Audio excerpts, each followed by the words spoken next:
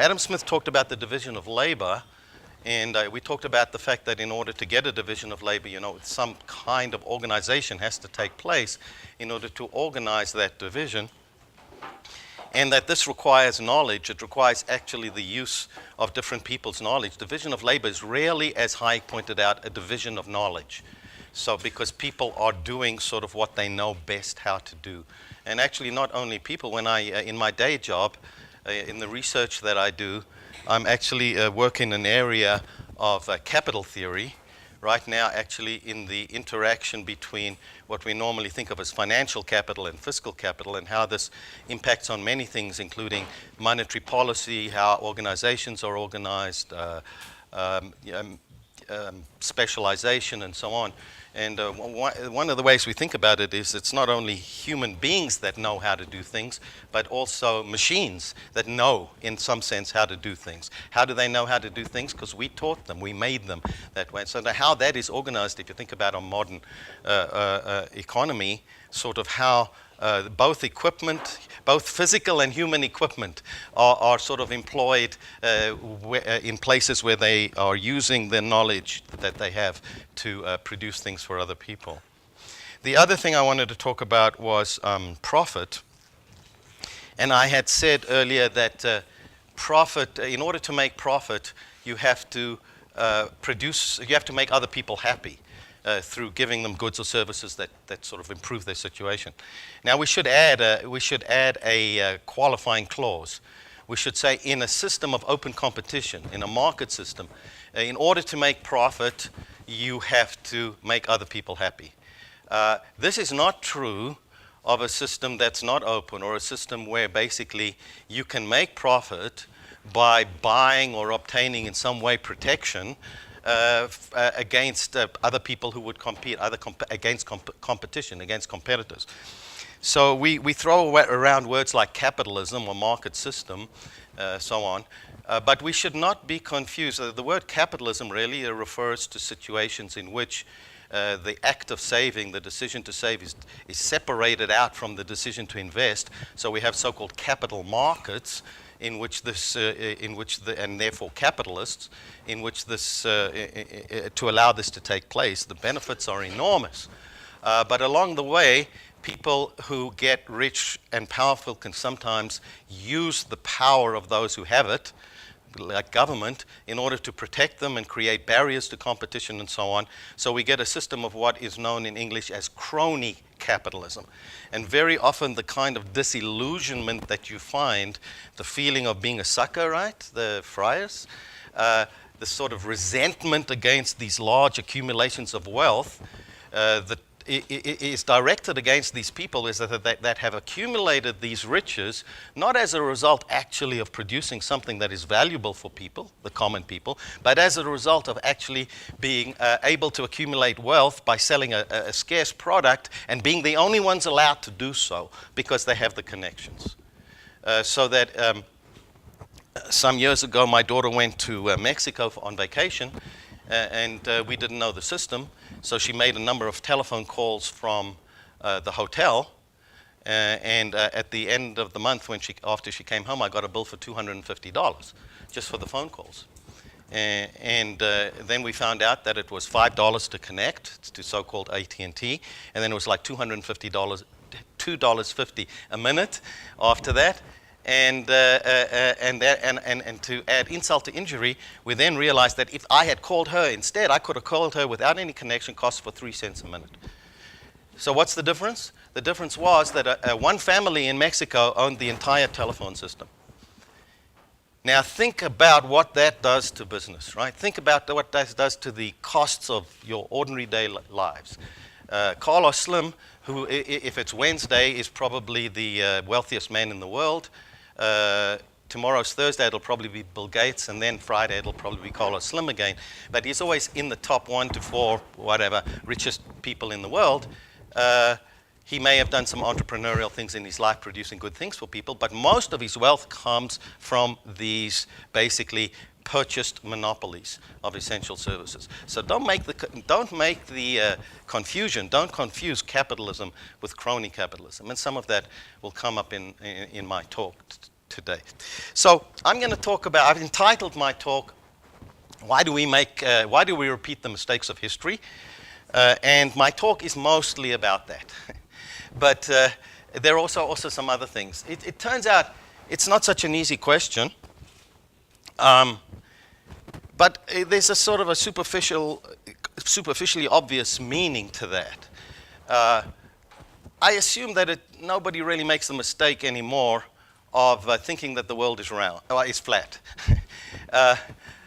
or of I don't know. So established laws of physics, established laws in science. We know how disease is caused and so on. Nobody basically has to relearn those ideas. There is a sense that in natural science, or at least in some of them, there's a huge body of knowledge that we are continually adding to that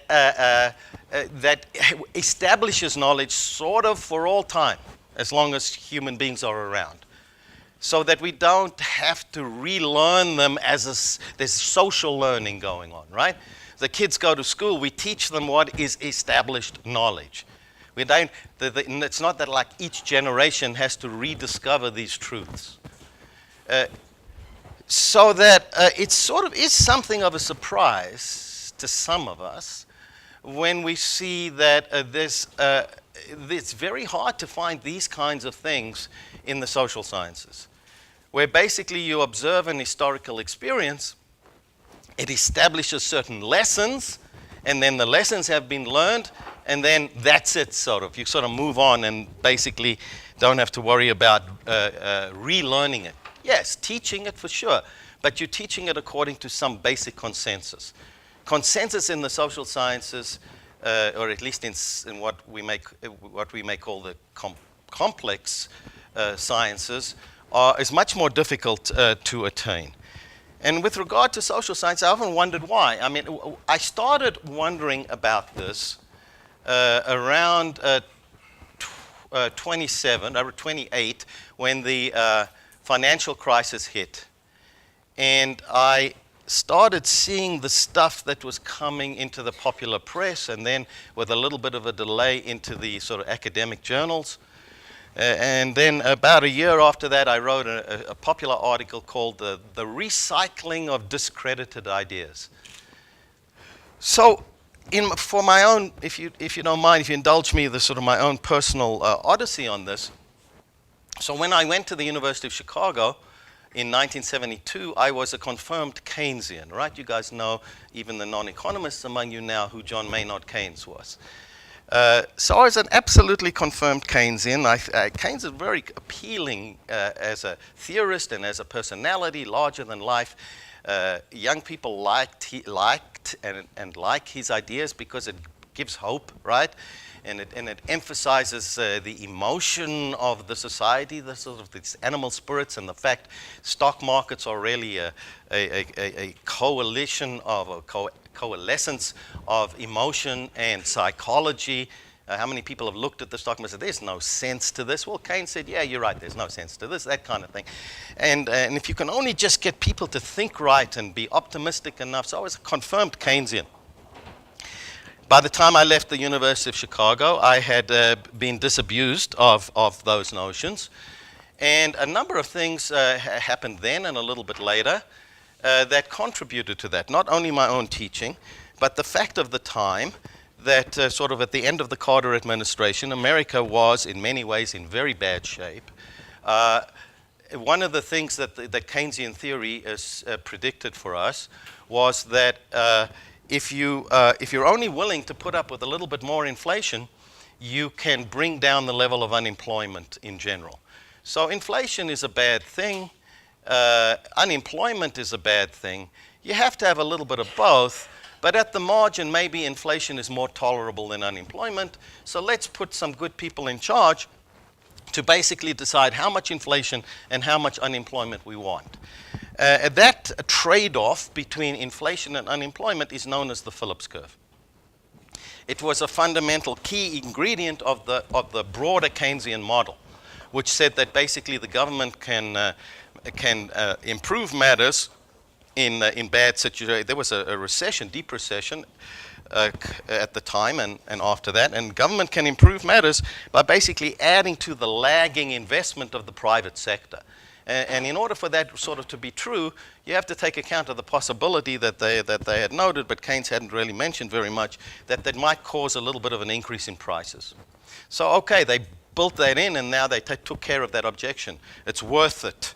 We can have a little bit of inflation, but we got less unemployment. So Milton Friedman, in his presidential address to the American Economic Association, said that entitled "The Role of Monetary Policy," said that the Phillips curve is an illusion. Basically, the government does not create jobs. The government can only really redistribute jobs. The appearance of it creating jobs is only temporary. So you will see an uptick in inflation. You will see a downtick in unemployment. But then over time, you will see employment rising. And as unemployment rising, and as you see unemployment rising, as the unsustainability of these created jobs, artificially created jobs, because expanding money doesn't actually expand any resources in the economy. They're not free. So as unemployment starts to grow, and as unemployment starts to grow, actually output may fall, and then prices start to rise even more. So that at least in the short run, after the stimulation, what you're going to get is rising inflation at the same time that you get rising unemployment. And Americans, being creative with their language, invented a word for this called stagflation, right? Stagnation and inflation at the same time. So Milton Friedman had said that this trade-off is an illusion. Come 1973, 1974, what do we get? We get rising inflation and unemployment at the same time. You look out the window and you can see, or read the press, you can see rising inflation, rising unemployment. This took the Keynesians by surprise. This wasn't supposed to happen. It's a very sort of powerful counterexample. And it sort of paved the way for the Reagan administration in America and the Thatcher administration in England. This basically returned the compromise of the hitherto ascendant Keynesian model and the reintroduction of ideas from Milton Friedman, but also from Friedrich Hayek, who had said similar things, but in slightly different ways, already in the 1930s. And in 1974, Hayek is given the Nobel Prize for Economics. So when I left Chicago, I thought, well, that's it, basically. You know, we now understand. This Keynesian model is a nice story, but it doesn't work for the long run. And it causes all kinds of problems. And I went on my way, starting my career, and I thought that's a lesson that we have now learned. But then, fast forward about 30 years, and we get the Great Recession, and what do we observe? We observe the rebirth of Keynesian economics in a sort of much less illustrious form in the persona of Paul Krugman and maybe Joe Stiglitz. Thank you. How do you know what I'm thinking?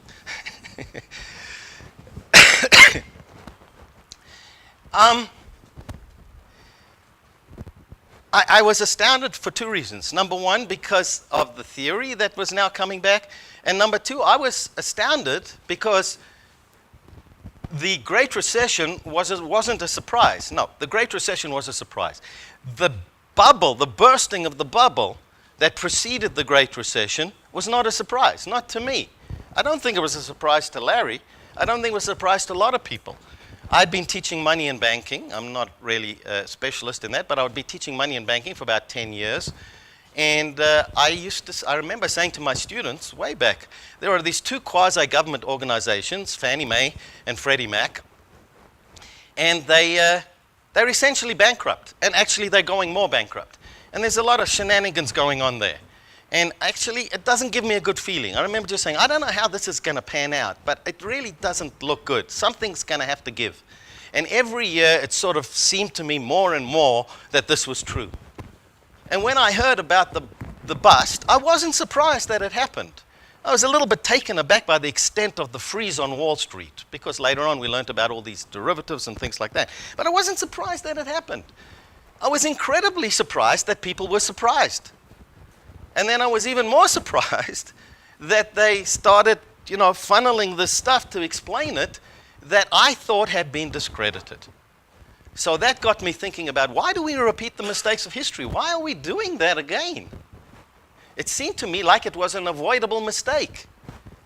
We just sort of pumped in liquidity into the system, creating sort of unbacked assets, diverting resources into an industry that cannot be sustained. All of those kinds of things seem to me to be avoidable mistakes.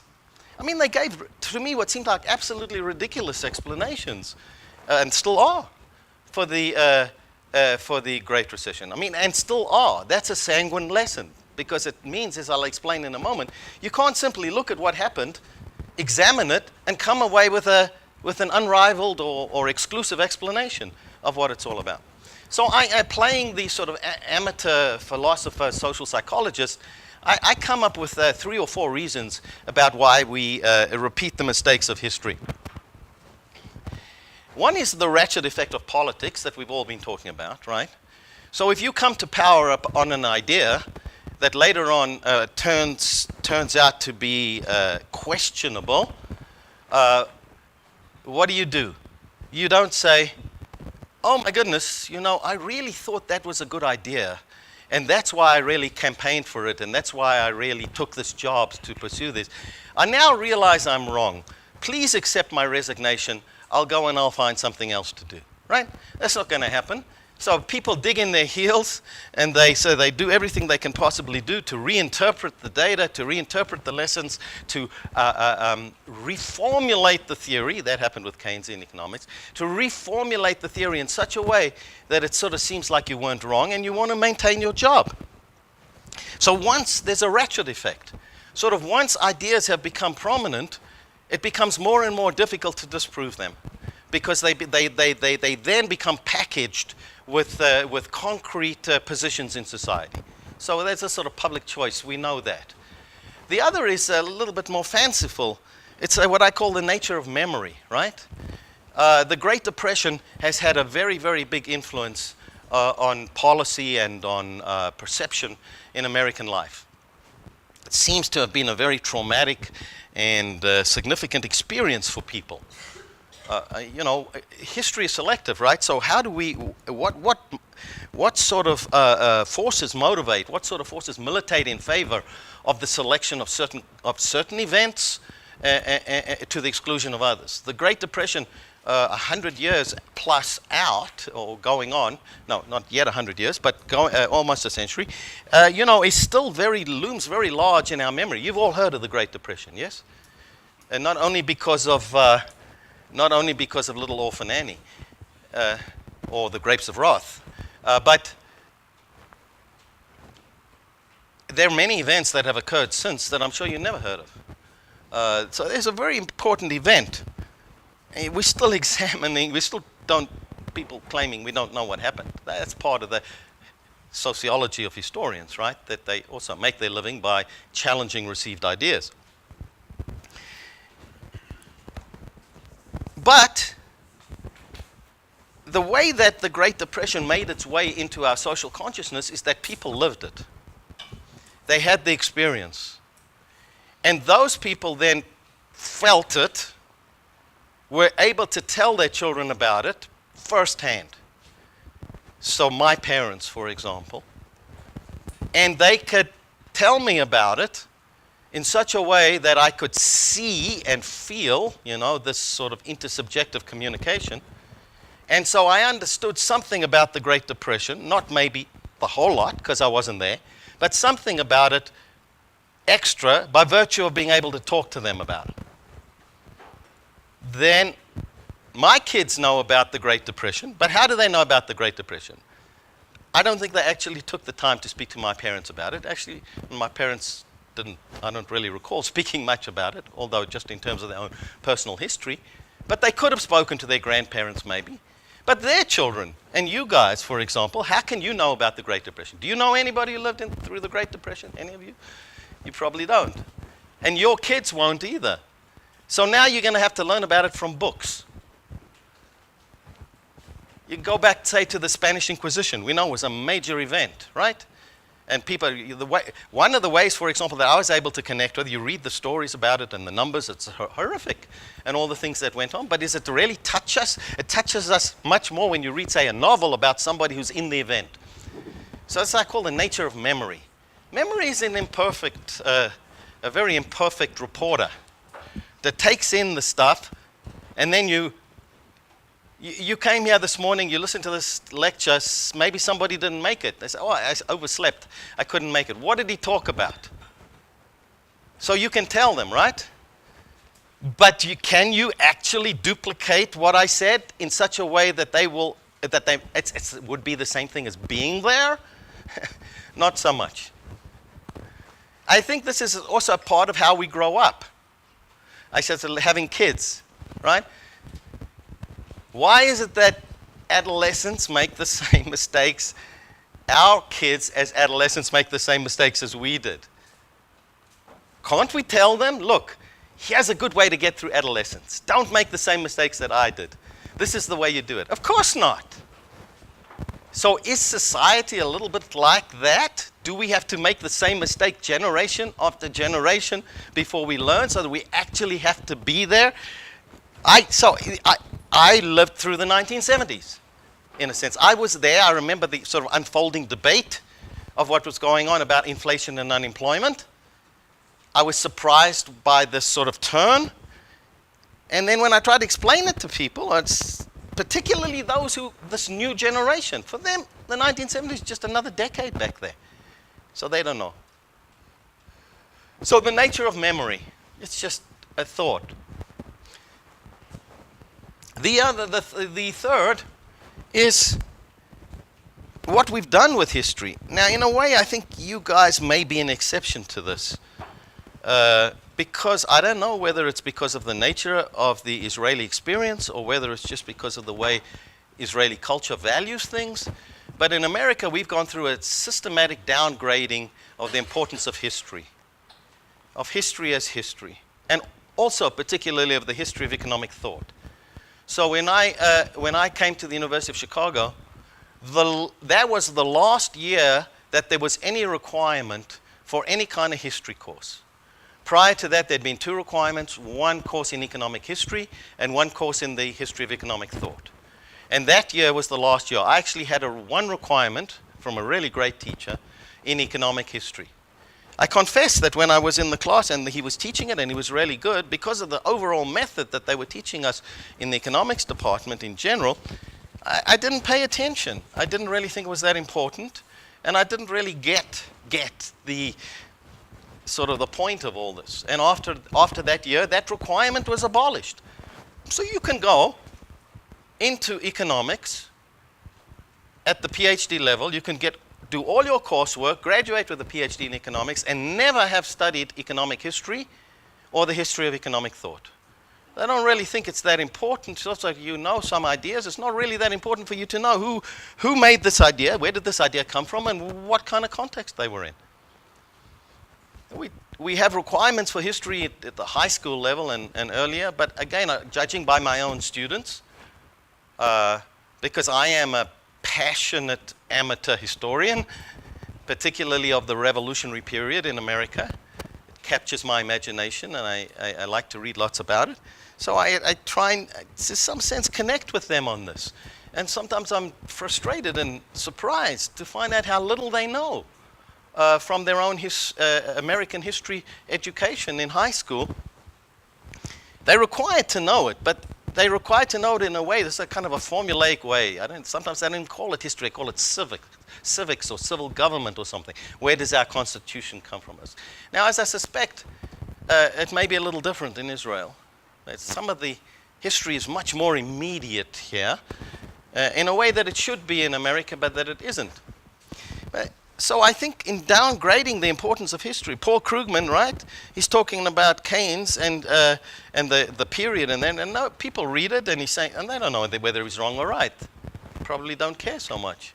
He can make mistakes in sort of his attributions, and so there's very little. There are a few of us in the professional level who really place a high degree of importance on doctrinal issues, really, because of what there's some interest in it in themselves, so we're just interest for their own sake, but there's more important than that. It's actually important to know something about the debate between Hayek and Keynes about unemployment and monetary policy.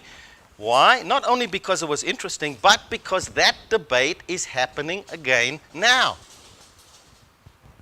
See, if you know that people, this is not a new question, this is something that these people considered before, and these sort of things came out of it. Number one, it should give you some information about that. And number two, basically you will understand the context. It's a pick up the Wall Street Journal and they see a reference to Hayek. They say, who is this? What's it all about? So those are the sort of three preliminary reasons why I think we don't learn from history. Having said that, there's sort of some things that run counter to that. And that is, they're going to take up a little bit of much more of the rest of my time. And that is the complexity of the social world, right? I mentioned to you about complexity a little bit in my first lecture and what complexity means. I don't want to go into too much detail over that again. And I want to say a little bit more about Hayek and this notion. See, so Hayek became, with all of this and with all the debates and controversies that he was involved in, and also building on some of his earlier work on psychology, he really spent a large part of his career thinking about what it is we can know and how we come to know it and what form do we know it in and so on. And in the beginning, he sort of really pushed the line of his mentor, Ludwig von Mises. He was convinced about the very real importance of a fundamental difference, a categorical difference between what we call the social sciences and the natural sciences. And we call this methodological dualism. And I think it is, if we stopped at that difference, it would be fine. Hayek takes a little bit further, as I'll explain in a moment, but that it's important to understand what we mean by this methodological dualism. Okay, so look, in the natural sciences, you're dealing with things and forces, right? And these are inanimate, and they're sort of exogenous to us. They're out there, molecules, machines, planetary objects, chemical substances. We don't ask of them, what is it that they want to achieve? What is the significance to them of this or that or the other? Whereas, in the social sciences, that is precisely what we argue. We may also talk about forces, social forces and things like that, but you cannot do social science without addressing the subjective states, mental states of the agents, the entities in the social sciences themselves, in the subject matter. Our subject matter is humans interacting. And it's humans in their humanity, not in their anatomy. Right? If you sort of imagine decision making as the result out of the sort of random or ordered interaction, sparking of synapses in the brain that once set in motion lead inexorably to certain outcomes, then you're not being a social scientist. You're being an anatomist, right? You're being a neurologist. Social science deals in meaning, significance to the people who are acting. And there's a fundamental difference in many ways. Number one, it's a fundamental disadvantage, right? Because not having to know what the intentions of the molecule is, or not having to know what the intentions of the apple is when it falls to the ground, is a great advantage. You know, it makes no sense. You don't have to really get inside the brain of the apple. If you really want to study other human beings, you are hampered by the fact that we are inescapably imprisoned in the intimacy of our own minds. We fantasize about how it might be to be able to share thoughts. We talk about finding our soulmates. Anybody know about Star Trek? You know what Star Trek is, right? So the hero in Star Trek is Mr. Spock, right?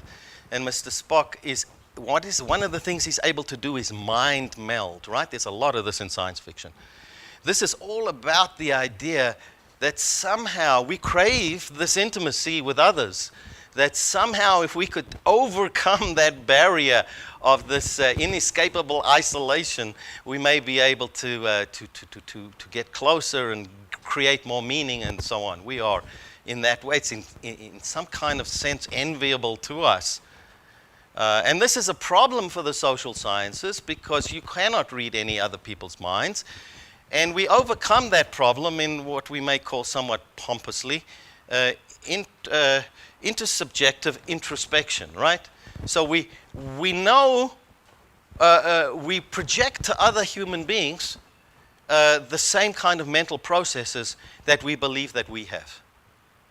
You can't prove that other people have that, but we feel very strongly, for reasons that I'll address also later on, you know, that very often, all the time, almost every minute of our lives, we depend upon other human beings thinking the same way as we do, because otherwise we'd continually bump into them, or we wouldn't be able to have conversations with them, and so on and so forth.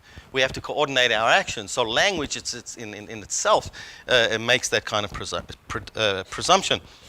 So in many ways, this subjective nature of human sciences, of social sciences, is both an advantage and a disadvantage. The disadvantage is that we cannot read other people's minds. The advantage is that we're studying humans. So we have sort of a leg up over the behavioral scientists who study chimpanzees or ants. I don't know if we can talk about ant brains, but let's say birds or something, the social life of wild dogs. You know, there's a very profound additional layer of uncertainty there, because chimpanzees, as much as they may look like us, much as they may seem to behave like us, are not us. There is a very, very strong difference, essential difference between us, and there are some tragic and sometimes frustrating, even amusing stories about sort of anthropomorphizing the non-human subjects that we study.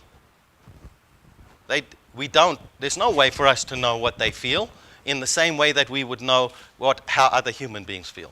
So there are both advantages and disadvantages in that sense of studying. We call that methodological dualism. So an approach to economics that sort of tries to treat human beings like physical particles is missing something. It really has to address, as I tried to suggest to you in the first part, in my first lecture, it has to address that extra dimension of subjectivism. Now, Hayek's younger friend, Karl Popper, how many of you have heard of Karl Popper? Yeah? Oh, good. Fair number. Karl Popper was a philosopher of science from Austria, and Hayek was instrumental in getting him his first job at the London School of Economics, and he wrote lots of stuff about the logic of scientific discovery in the natural sciences, and some also about in the social sciences. In conversations with Popper and others, some important others, Hayek eventually came to the conclusion, yes, methodological dualism is valid as far as it goes, but it is part of a much more fundamental distinction between complex matter, complex phenomena, and simple phenomena. So complex phenomena, as I suggested to you, and that sort of includes, but even goes beyond the idea of methodological dualism simply between social sciences and natural sciences. So when we talk about science with a capital S, very often we're talking about physics, right? Physics is the one informed by the certainty of logical mathematics. Physics is the one that sort of is the prototype, is the one that really captures our attention. But physics really is composed of simple phenomena in the technical sense. Complex phenomena really means the entities and the variables involved are hugely numerous, massive, and interact in hugely numerous ways. So to say that something is complex is not simply to say that it's complicated. It's also not to say that it's chaotic in the colloquial sense. It doesn't present to us an order of chaos, but it presents to us, it doesn't present to us a picture of chaos. It rather presents to us an order that we can understand. I'll say something more about that in a moment. But clearly, human sciences are complex, deal with complex phenomena. Hayek wrote in 1967, Theory of Complex Phenomena.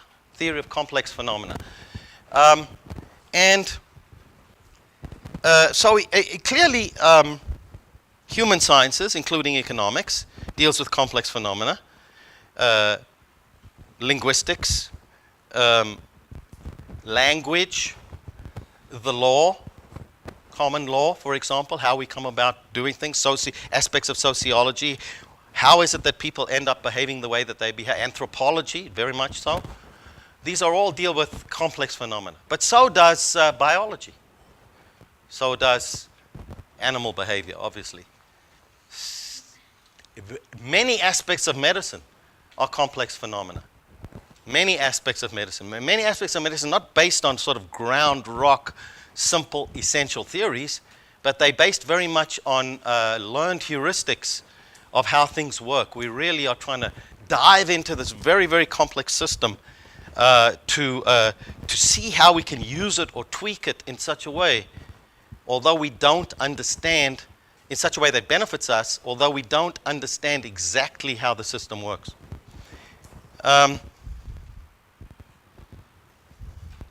Complex phenomena, as I said, refer to phenomena that are not, it's not just a question, it's a question of these multiple interactions, and it's not just a sort of a situation of massive complexity and incomprehensibility. No, it's comprehensible, it's understandable to us in a way that Hayek says, you may not be able to understand the whole system, but you understand something about the principles by which the elements in the system interact in such a way that if you can observe part of the system, you can say something very significant and important and functional about the system as a whole.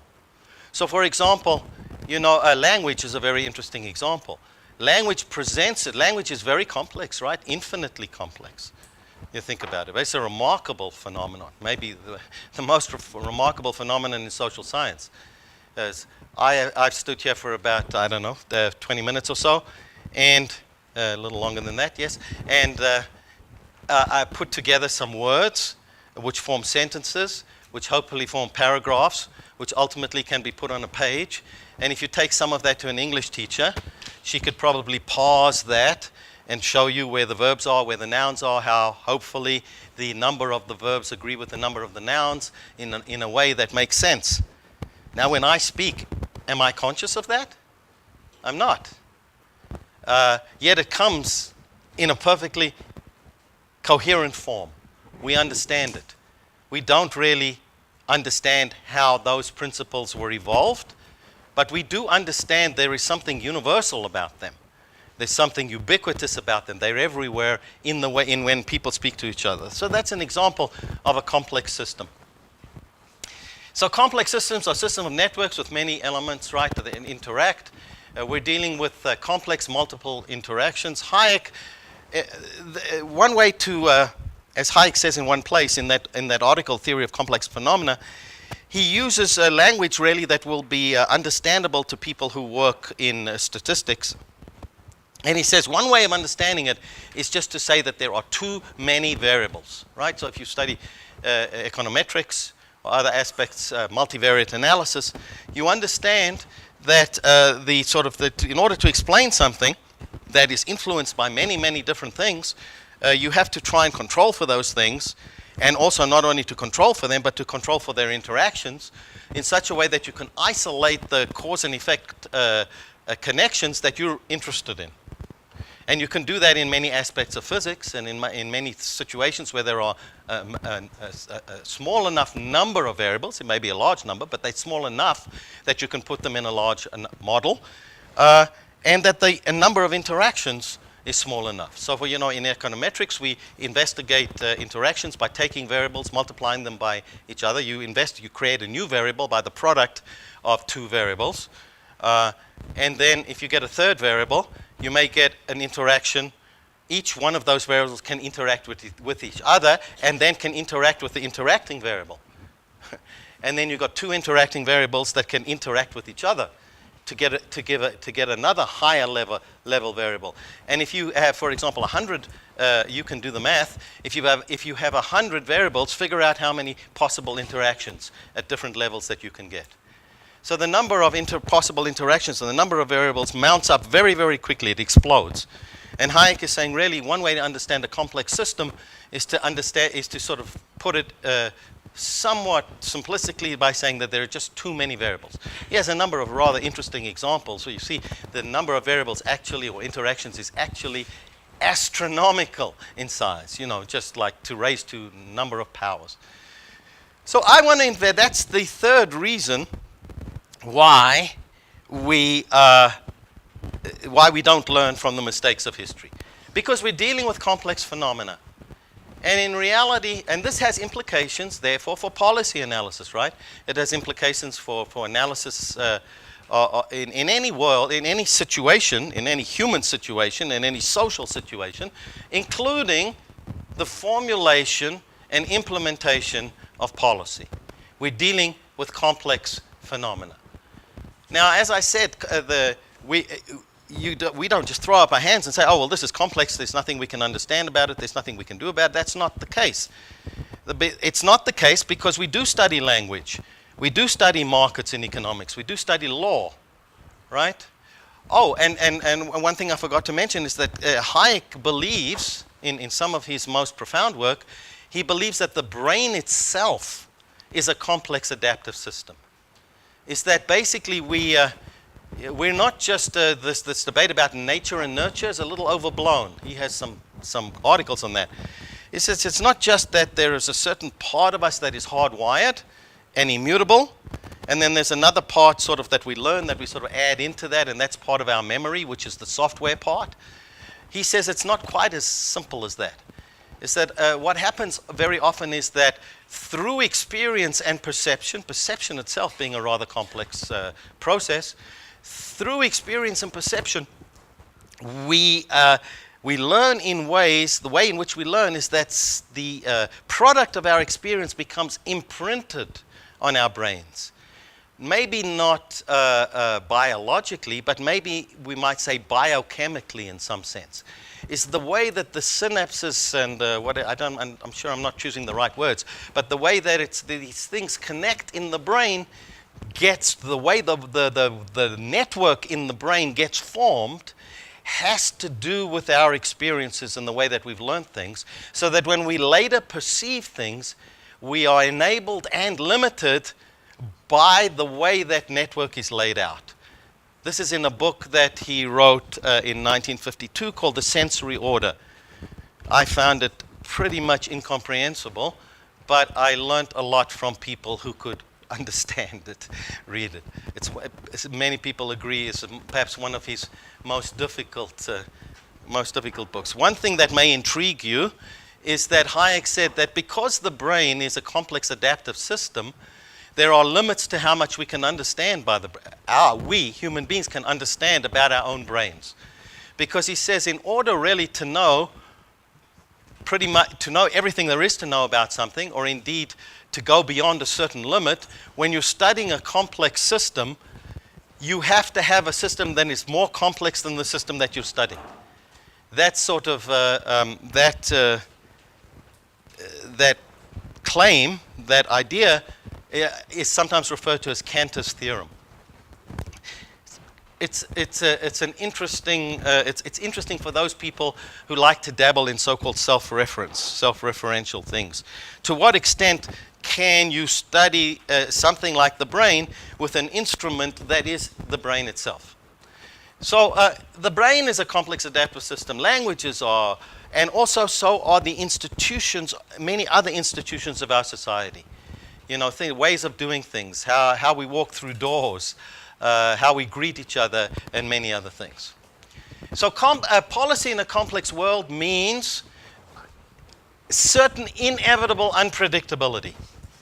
There is predictability in some sense in that you can, if you understand the systems, you can predict certain patterns about them.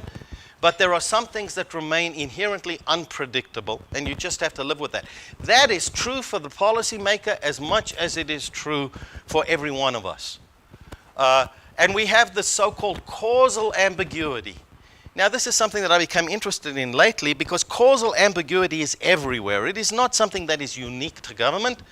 In fact, if Hayek has been influential anywhere, perhaps he's been most influential in management studies. Because some interesting work, I think largely kicked off by some early work by two American financial theorists, Michael Jensen and Meckling. They used Hayek's insights to try and analyze the organization of complex firms, of complex businesses. What are complex businesses? Knowledge businesses, right? More and more, our business. I was struck by this yesterday when we visited the cider factory, the cider establishment, and it was the brewery, where he said something about, when I hire somebody, I'm looking for somebody that I don't have to tell what to do.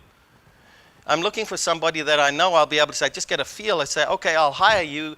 They have in their own mind something that they want to do and create. We're looking for, in the world of creative workers, in the world of knowledge workers, organization has become different, maybe more difficult. So the organization of knowledge in society is one of the things that this notion of complexity and causal ambiguity, we don't really have a very good sense very often in a dynamic open world, sort of how you get what you want. So software design, for example, you can't sort of hire people to create software in a way by giving them a list of instructions, right?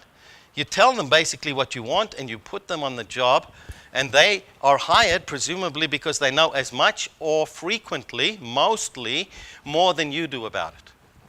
So the problem then becomes, well, how do you reward them? How do you monitor them? How do you know if they're doing what they're supposed to be doing? One way is to try and get to know what they know. So to bring their knowledge to you, the supervisor.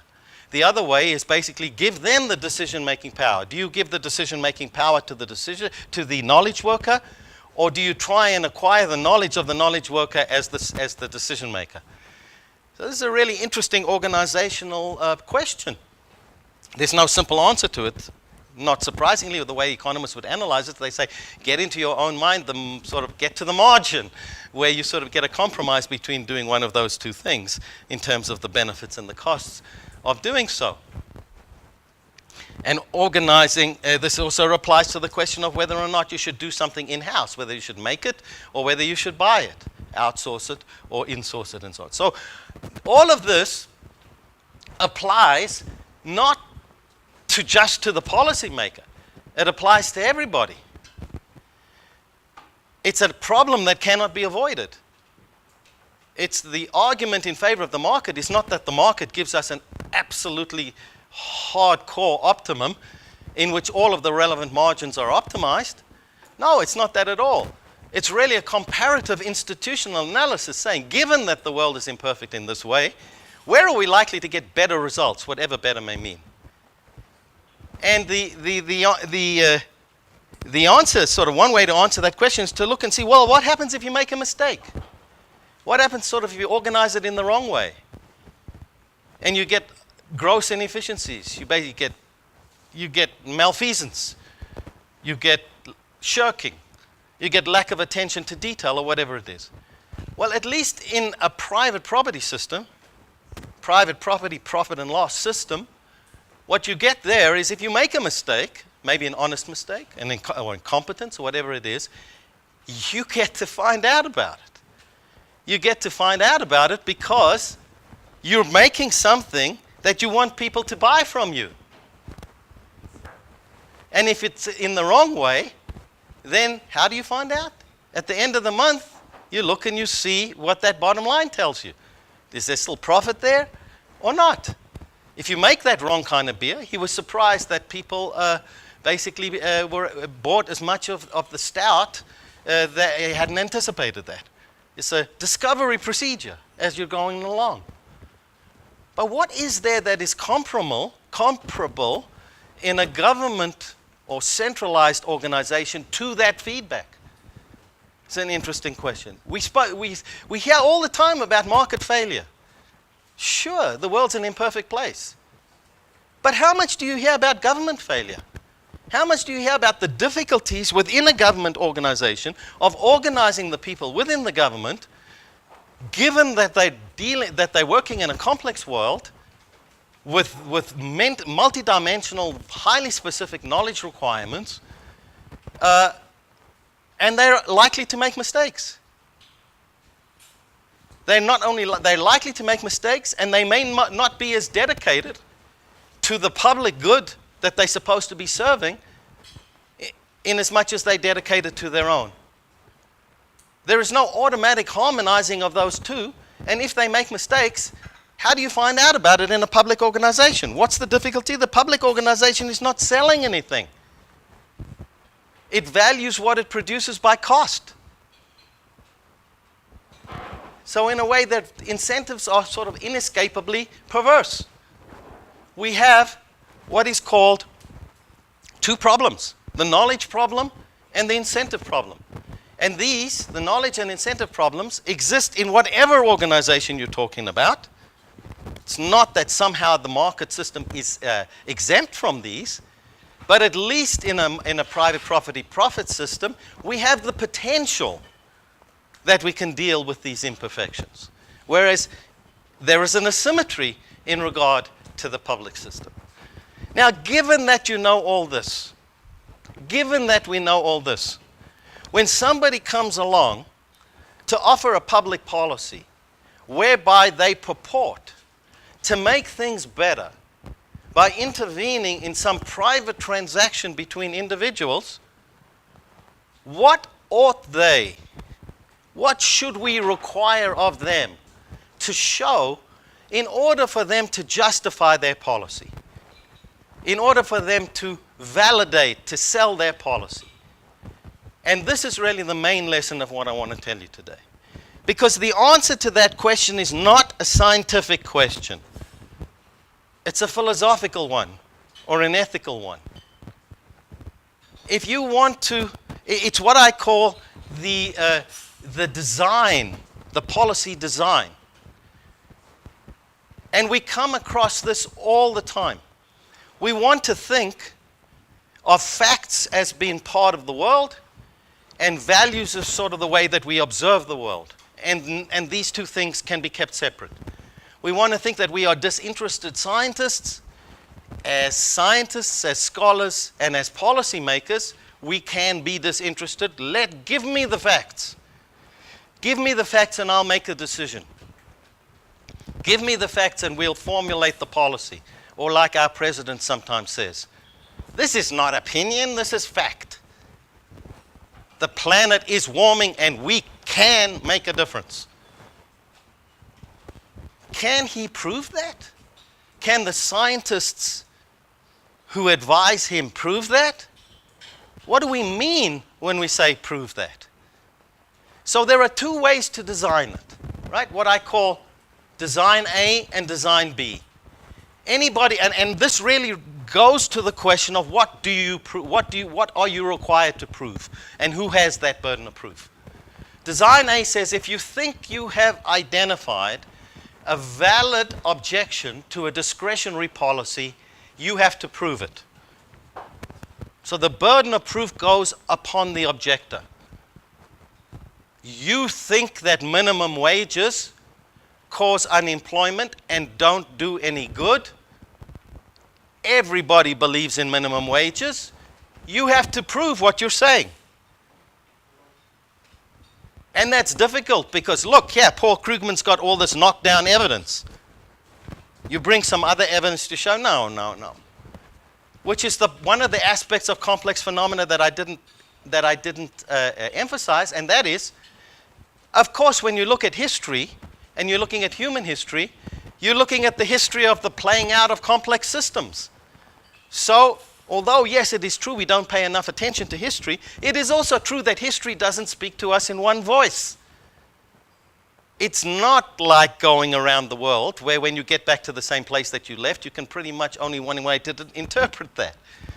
The apple falls, right? You saw it fall. We believe our perceptions. We're still arguing about the causes and consequences of the Great Depression. We're still arguing about the experience of the 1970s. And we sure as heck are still arguing about the causes and consequences and correct policies of the latest Great Recession. History doesn't speak to us in one voice. There's incredible confirmation bias in that regard. Because the world is complex. So the first design, if you put the presumption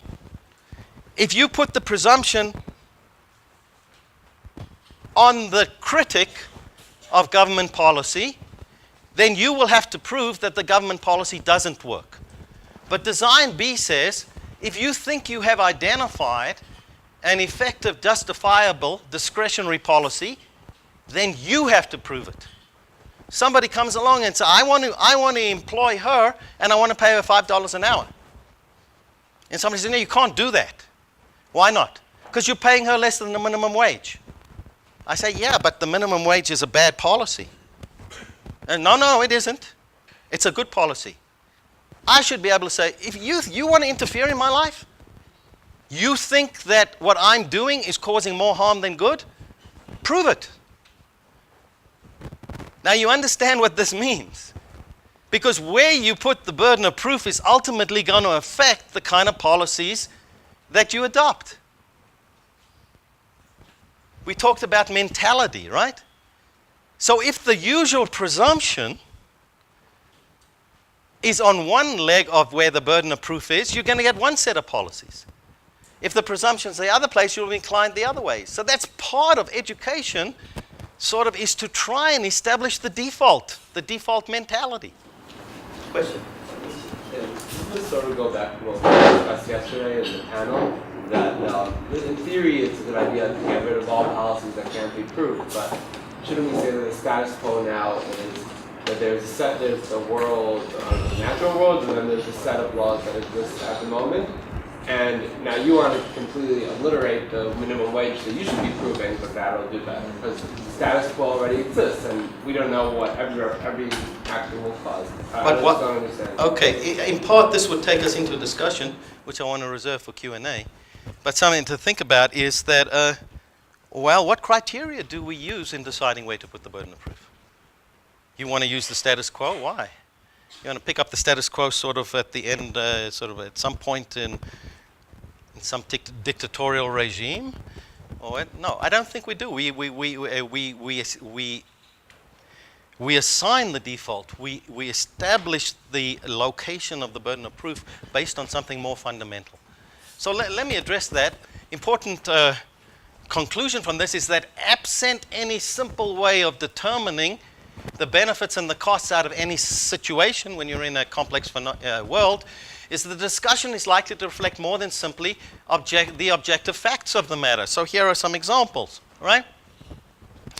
Some really, what I think are illustrative examples. Let me go first to the number 2 on the list. The criminal justice system. This is something that everybody understands, right? Because their burden of proof has some really direct meaning, right?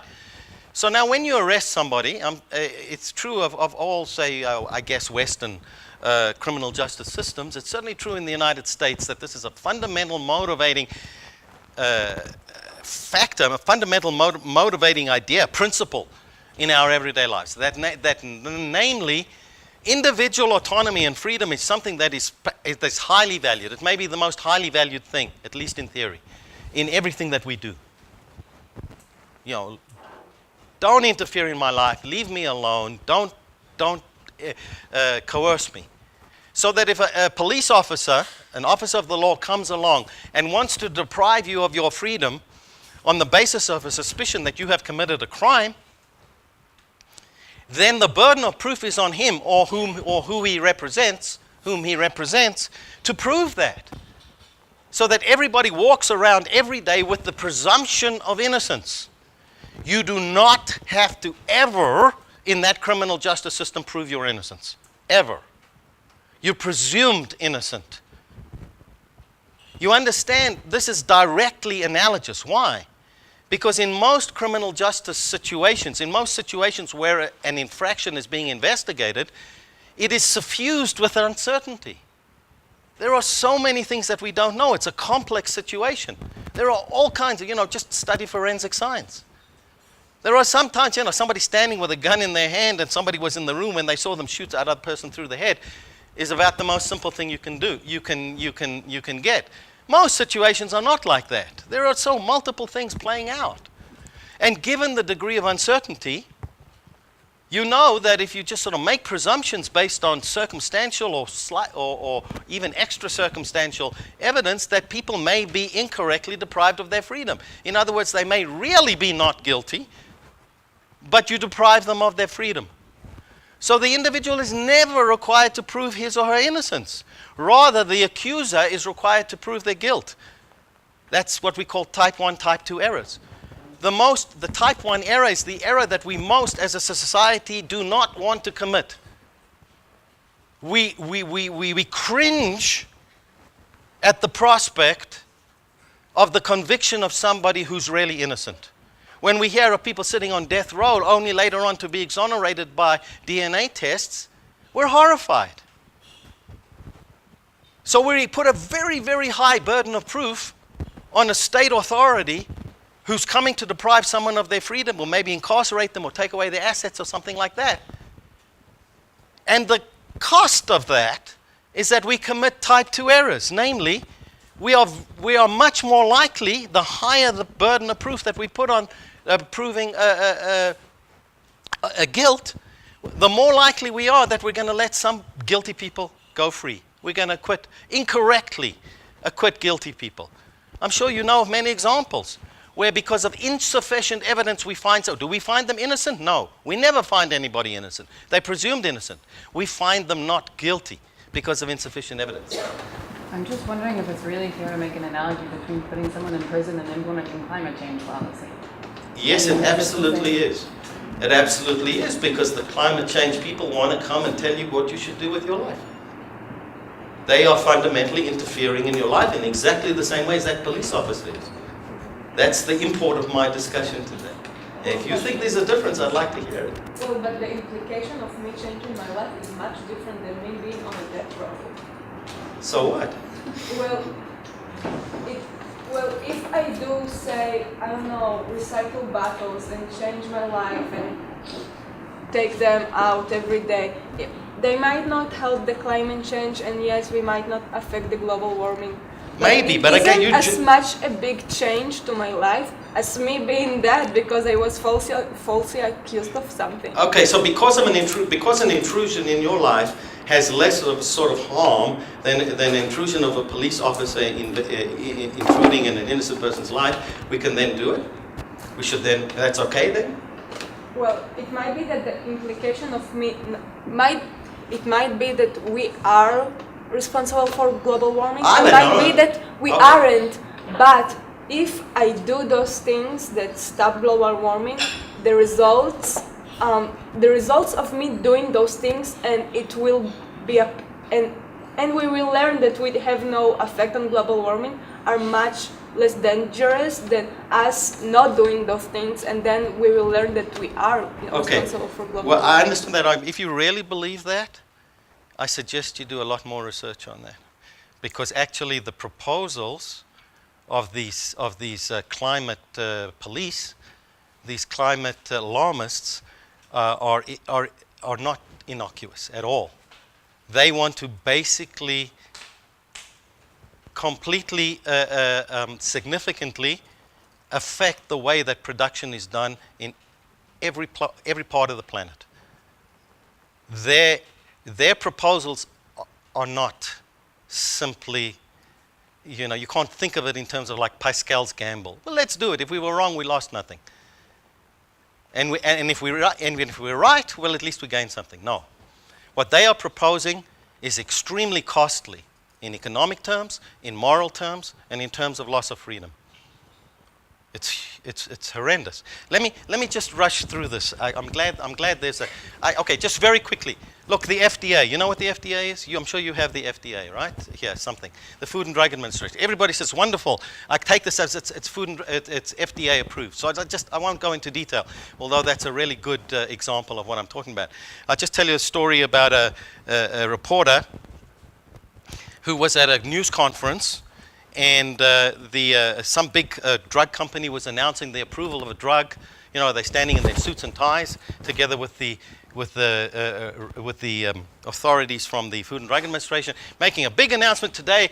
We're pleased to announce that the Food and Drug Administration, after 10 years of trials, et cetera, has now determined that this drug is both safe and effective and will save the lives of 65,000 people in America who suffer from heart disease. Applause, everybody's very, very happy. The reporter at the back of the room raises his hand and says, let me get this straight. Does this mean that if this drug had been approved today, 1 year ago, 65,000 people would be alive today that are not alive? So the Food and Drug Administration proceeds on the following basis.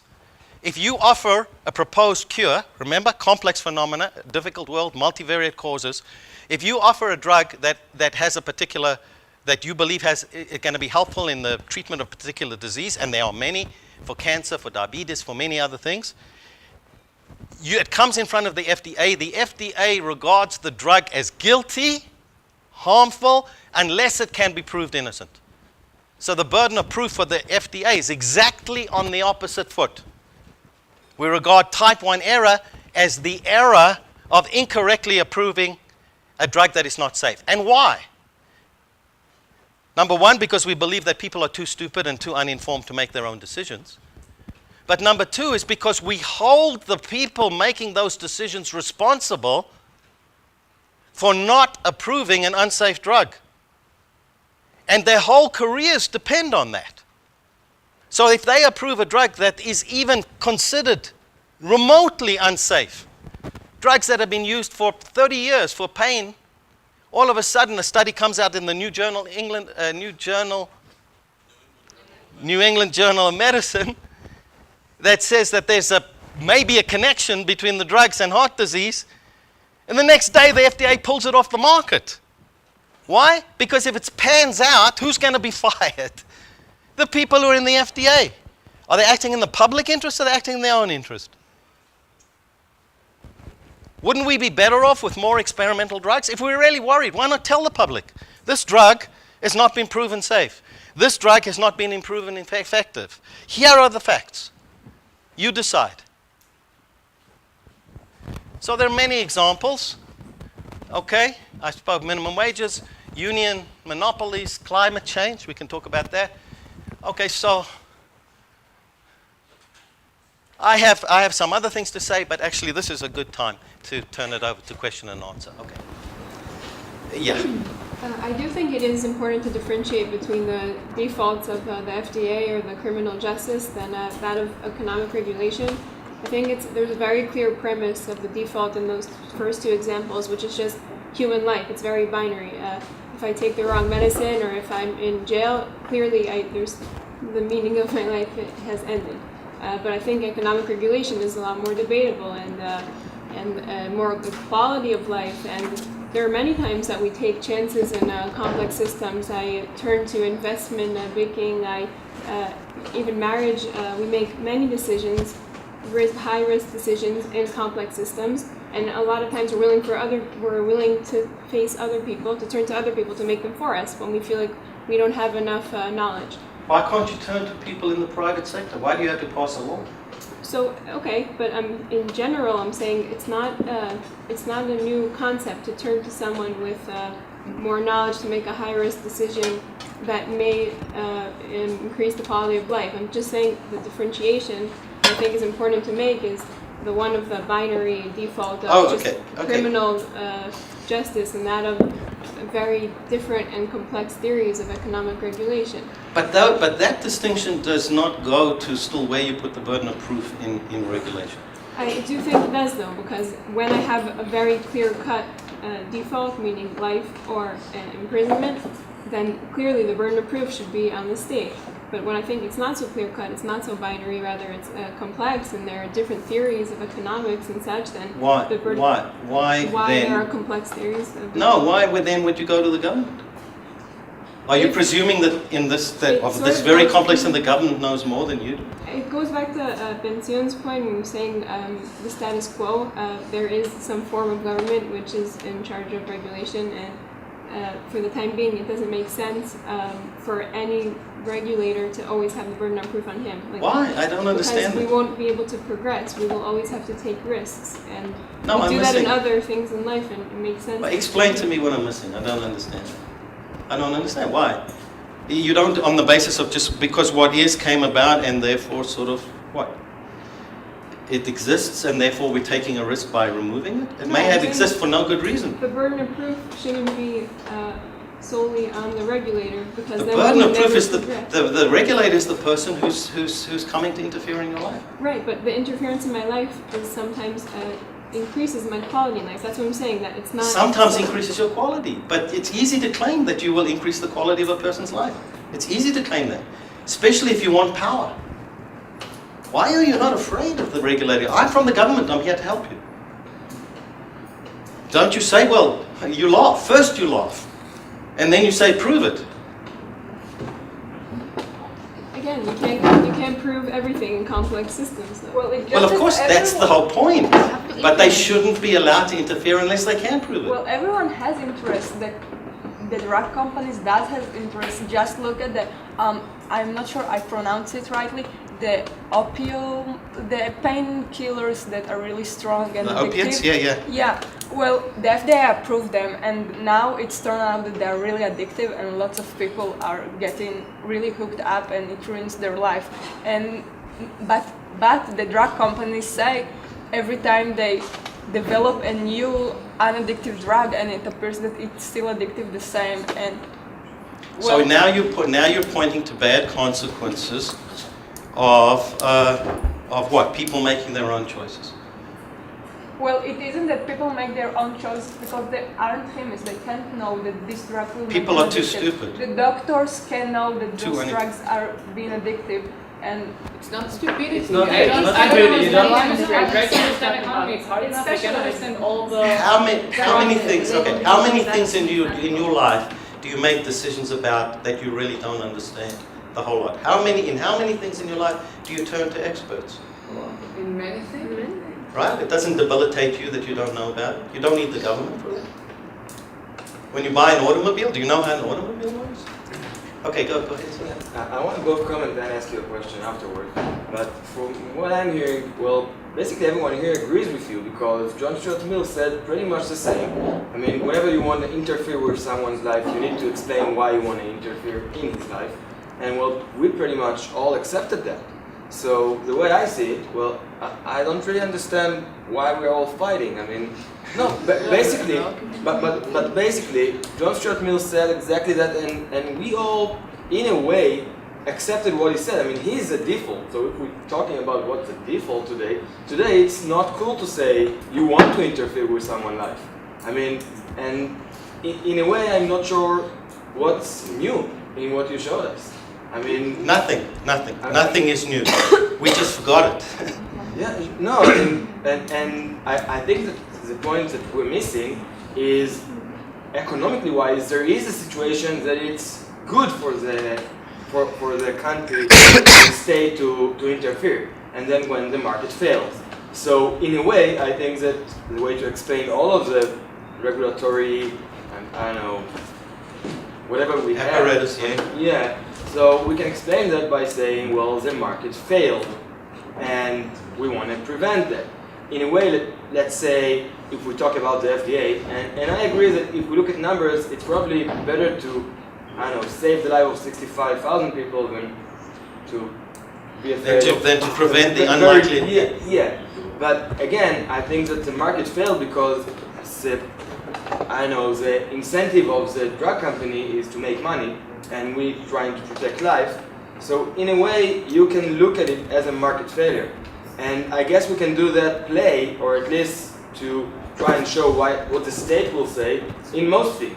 I mean, in most things we can see a point that is not working why it is we want it. Why do we even talk about market failure when we don't talk about government failure? We talk about the incentives facing the drug companies. That's not the problem here. The problem is the incentives facing the people working for the FDA. That's the problem. There's no doubt we have government failure. There are people who are waiting for years and years and years for drugs that could help them. But only if you have protectia, only if you know somebody who's connected with some clinical trial or whatever, can you get a benefit of that drug. It's a clear government failure. Yeah. So I don't want to argue the wrong theory. I mean, a lot of it, again, makes sense. And I agree with. The one comment, just two observations that always bring up. One is that I think that there's definitely fields where we're willing to let the government fail before we're willing to transfer to like our own decision making. So in Israel, I think there's been an ongoing discourse that, I'm going to talk about the military examples, it's a little different, but there's been an ongoing discussion about going to military service, and yet I think people prefer the government to keep military service high and hedge their risks and say, make us serve 4 years, let's say, the government, if it was 4 years, and we want to move it down to 2 years, let's say. So 4 is more than we're doing now. I think if in theoretical case, people would say, gamble on the 4 years rather than, and leave the burden of proof to us to show that it should go down to 2 years. So that's one thing. The other thing, I think part of the reason why, that's one comment. The other thing is that I think part of the reason why what you're saying brings us the wrong way, was referring to your comment, is that this whole government evil discourse doesn't really, at least till recent years, didn't really ring a bell in Israeli society. So we might oppose government policy, but government isn't this alien entity. It goes back to what Professor Kendall spoke about yesterday, that essentially the government isn't as foreign to us, and we can assume they may be ill-informed and they may be doing things for the wrong reasons, but not because they're selfish. It's more of a unity feeling. Well, okay. No, you're exactly right. That's why I said we're really dealing in mindset, in presumptions, in presuppositions, in mentality. And that's precisely why we're here. Because, okay, some of this strikes you the wrong way. I mean, the first reaction you have to any idea, new idea maybe, or inconsiderately articulated foreign ideas, long ideas like this, the first reaction you have is sort of a visceral one, right? An emotional one. It doesn't seem right, because that's what you said. It doesn't strike us right. But it doesn't mean it's wrong. And as you go away from the seminar, maybe you come back here for a year from now, you'll feel very differently from it, because now I planted the seed in your mind. So don't be so sure, not so fast. So Thomas Jefferson said the price of liberty is eternal vigilance. You've been lulled into a situation of lack of vigilance. It's in the interests, it's a vicious cycle. It's in the interests of the people who are in power for you, not to attribute selfish motives to them. I don't like the word selfish. They're not bad people. They're just people. They're fallible people. And the incentives and the reaction to the incentives that they exhibit are exactly the same as everybody would exhibit. The only thing is, it's comparative institutions. In a different environment, the result of that behavior would be different. That's all. They're not selfish people, they're just people. And we should think of them as fallible people. So where do you get a better situation for dealing with fallibility? In a competitive, decentralized situation, or in an uncompetitive, centralized situation, where you're relying on the individual judgment of these people? Yeah. I just want to know, how do you prove or reject any hypothesis in a world that's not experimentally designed? The world, every decision we make in the world is analogous to an experimental design. And the way economics is built, you can look at correlations, you can look at the past, and then those are just the ingredients. Only in terms of the design, the way you make the decision is influenced very, very heavily by where you put the burden of proof. In many complex situations, if not in most, what you get is lack of proof. But how does anyone make a compelling case? It doesn't. On the basis of your values. First of all, you get as many facts as you can. Like you look at climate correlations. You have to. You do the best you can. The world, causal ambiguity, but you do the best you can. Also, there are some facts, like It's not true that the climate scientists, or that what the climate scientists are proposing is innocuous. Going into So, by the way, before I go any further, I'll put this on the internet. Before you go any further, those of you who are into this climate science business, read a book. Do yourself a favor. Read a book. This is required reading. The Moral Case for Fossil Fuels by Alex Epstein. Maybe read it after you've had a chance to take a few breaths after the seminar. But then read it carefully. The Moral Case for Fossil Fuels. Yeah.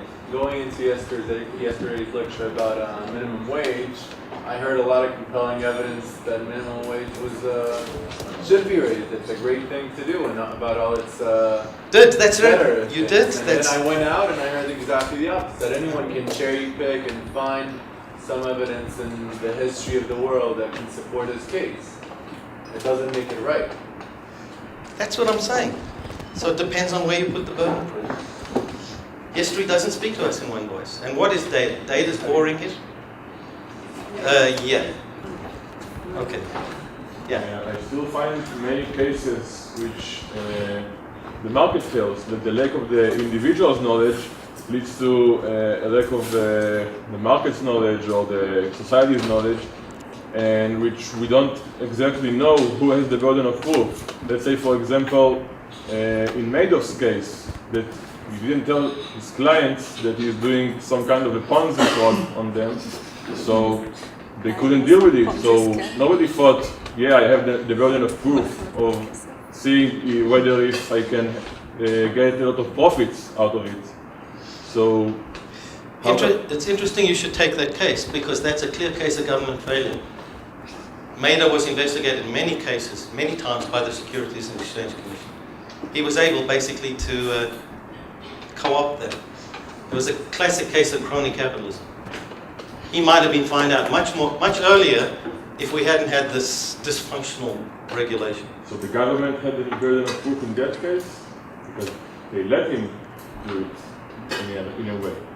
No, well, I don't know. It depends on the details. In many cases, the burden of proof falls upon the people who are being investigated.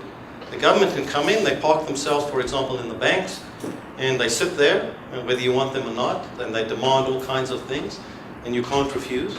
They're invading your space, they're invading your privacy, and they can do so just because the law says they can. So in this case, it's okay they're going to do it to investigate those kind of No, things? it's not okay. So how the market is going to fix those kind of failures? The market can't fix everything. People think it's sufficient to point out that the market doesn't bring you heaven.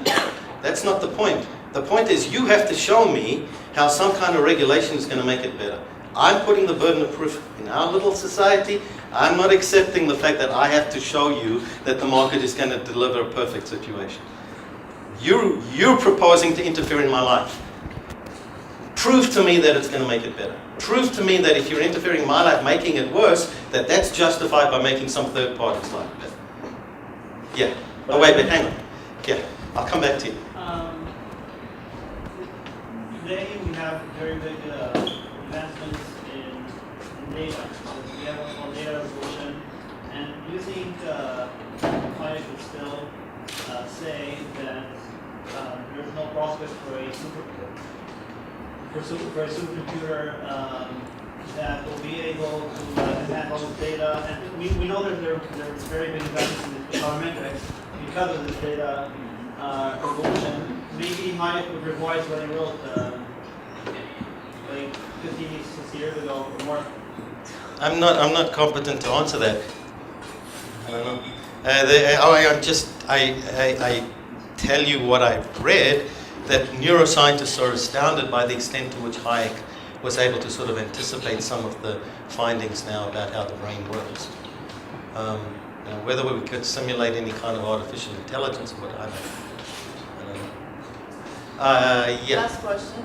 Yeah. I still didn't really understand your alternative to the FDA or other groups. Okay, good question. The alternative to the FDA would be no FDA, or a much smaller FDA that says, if you're going to do anything, then just require of the manufacturers that they, make some simple information available to people and let people choose. Yeah, but if like I am a maker of a new drug that helps, I don't know, heart disease, and I do my research, and it's really good, and it's helping people like in the really short term.